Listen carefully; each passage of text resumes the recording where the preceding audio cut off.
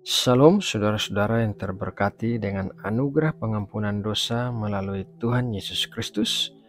Semoga pagi ini saudara semua berada dalam keadaan sehat dan baik-baik saja. Saudaraku, kita akan segera memasuki saat teduh untuk merenungkan firman Tuhan. Jadi mari kita sama-sama berdoa. Bapa kami yang ada di surga, kami bersyukur buat semua anugerah dan kebaikan-Mu di dalam hidup kami. Kami bersyukur buat pertolongan-Mu yang kami terima di saat kami mengalami masalah. Kami bersyukur buat kekuatan-Mu yang memampukan kami untuk melewati setiap tantangan kehidupan. Ya Bapa, saat ini kami mau menyiapkan hati kami untuk masuk dalam saat teduh. Ajarilah kami melalui firman-Mu yang sebentar lagi akan kami dengarkan. Ubahkanlah kami dan bentuklah kami seturut kehendak-Mu. Pakailah hidup kami untuk memuliakan nama-Mu dan memancarkan terang Kristus bagi sekeliling kami. Terima kasih ya Bapa. Dalam nama Tuhan Yesus Kristus, kami berdoa dan mengucap syukur. Amin. Saudara yang terkasih, ayat Alkitab untuk renungan pagi ini akan kita ambil dari Kejadian 22 ayat 1. Setelah semuanya itu, Allah mencoba Abraham. Ia berfirman kepadanya, "Abraham." Lalu sahutnya, "Ya Tuhan." Latar belakang dari ayat Alkitab itu adalah saat Allah mencobai Abraham untuk mempersembahkan Ishak anaknya. Begitu mendengar suara Allah, Abraham langsung menjawab, "Ya Tuhan," yang dalam versi bahasa Ibraninya menggunakan kata henini atau here I am dalam bahasa Inggrisnya. Kata yang sama digunakan oleh Samuel saat ia menjawab panggilan Allah kepadanya dan juga digunakan oleh Musa. Kata ini berarti saya ada, saya bersedia melakukan kehendak-Mu dengan sepenuh hati saya. Uniknya, Allah juga menggunakan kata yang sama. Mari kita baca Yesaya 58 ayat 9. Pada waktu itulah engkau akan memanggil dan Tuhan akan menjawab. Engkau akan berteriak minta tolong dan Ia akan berkata, "Ini aku." Apabila engkau tidak lagi mengenakan kuk kepada sesamamu dan tidak lagi menunjuk-nunjuk orang dengan jari dan memfitnah. Seorang pemimpin yang baik tidak akan menyuruh orang-orang yang ada di bawah kepemimpinannya untuk melakukan sesuatu yang pemimpin itu sendiri tidak bersedia melakukannya. Seorang pemimpin yang baik akan terlebih dulu melakukannya untuk memberikan contoh bagi orang-orang yang dipimpinnya.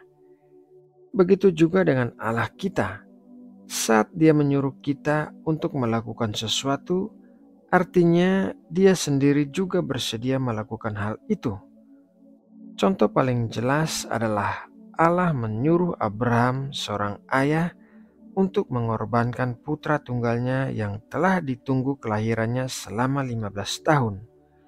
Allah juga bersedia melakukan hal yang sama dengan mengorbankan putra tunggalnya yaitu Tuhan Yesus Kristus bagi kita. Dia bukanlah Allah yang menyuruh-nyuruh kita, tetapi Dia sendiri tidak bersedia melakukannya.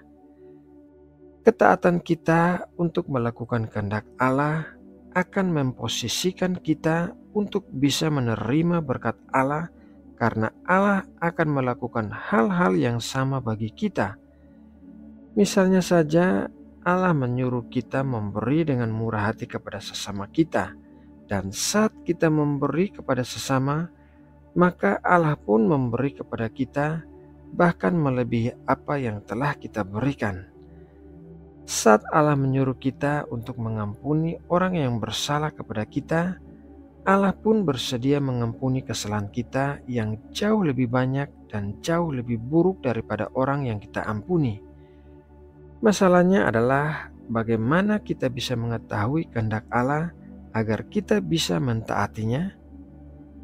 Abraham dan Musa mendengar suara Allah secara audible, tapi saat ini sangat jarang orang yang bisa mendengar suara Allah secara audible. Jadi, kebanyakan orang bisa mengetahui kehendak Allah melalui hal-hal berikut ini. Hal yang pertama adalah melalui firman Allah. 2 Timotius 3 ayat 16, segala tulisan yang diilhamkan Allah memang bermanfaat untuk mengajar, untuk menyatakan kesalahan, untuk memperbaiki kelakuan, dan untuk mendidik orang dalam kebenaran. Firman Allah memberikan kita tuntunan yang jelas untuk mengetahui kehendak Allah. Melalui firman Allah, kita bisa mengetahui kehendak Allah secara umum dan secara khusus bagi kita. Hal yang kedua adalah melalui Roh Kudus. Roma 8 ayat 14 dikatakan demikian. Semua orang yang dipimpin Roh Allah adalah anak Allah. Roh Kudus berdiam di dalam kita dan menuntun kita kepada kehendak Allah. Terkadang kita mendengar orang menyampaikan sesuatu kepada kita yang sesuai dengan apa yang kita dapatkan melalui firman Tuhan, dan kemungkinannya itu adalah Roh Kudus yang sedang menuntun kita kepada kehendak Allah. Masih banyak hal-hal lain yang terjadi kepada kita yang tidak masuk akal, kecuali bahwa penjelasannya adalah Roh Kudus sedang bekerja di dalam hidup kita.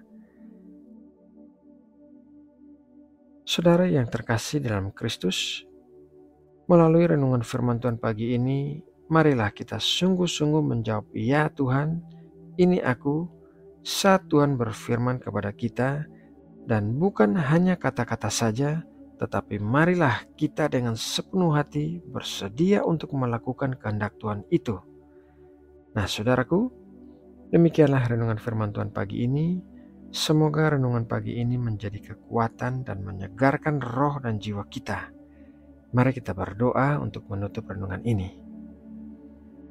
Ya Tuhan Allah kami yang Maha Kuasa dan Maha Kudus yang bertata di dalam kerajaan sorga, terima kasih buat berkat firman-Mu pagi ini yang menjadi sumber makanan bagi kami untuk menjalani sepanjang hari ini dengan baik. Bapa, kami membawa seluruh aktivitas hari ini kepadamu. Tuntunlah kami untuk senantiasa berjalan di dalam kehendak-Mu dan melakukan perintah-Mu. Berikanlah kami telinga untuk mendengar suara-Mu saat Engkau berbicara kepada kami. Berikanlah kami hati yang peka untuk menerima tuntunan Roh Kudus yang lemah lembut, dan jadikanlah kami anak-anak yang taat kepadamu. Terima kasih ya Bapa. Pagi ini kami juga mendoakan bangsa Indonesia. Berkatilah negeri kami dengan keamanan, persatuan dan kesatuan di antara seluruh rakyatnya, dan jauhkanlah negeri kami dari bahaya atau bencana alam apapun. Terima kasih ya Bapa. Kami berdoa dan mengucap syukur hanya di dalam nama Tuhan Yesus Kristus. Amin.